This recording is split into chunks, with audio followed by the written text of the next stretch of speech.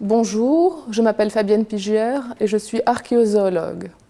Dans le cadre de mon métier, j'étudie les vestiges animaux découverts sur les sites archéologiques dans le but de reconstituer les relations entre l'homme et l'animal dans le passé.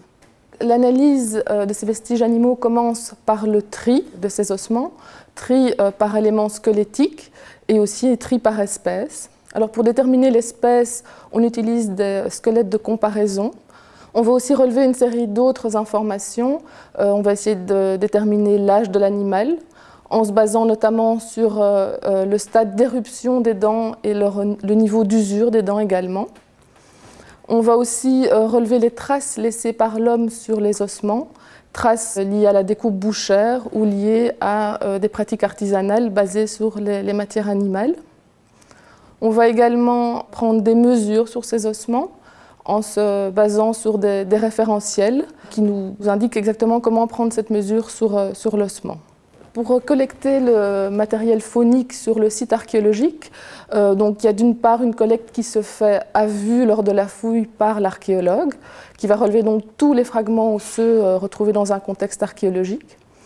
Mais alors il y a aussi une série d'ossements très petits qui, eux, ne seront pas visibles à l'œil nu. Et pour être collectés, il va falloir prélever du sédiment et le tamiser. Une fois que ce sédiment est tamisé, on va donc trier les refus de tamis et donc extraire à chaque fois tous les restes fauniques présents dans ce sédiment. Toutes ces informations collectées sur les ossements vont être introduites dans des bases de données pour donc traiter toute cette information. L'objectif de l'étude des vestiges animaux est d'une part d'appréhender l'environnement dans lequel vivaient les populations du passé, puisque certains animaux ont des exigences écologiques assez strictes et vont nous informer sur la présence de certains environnements autour du site.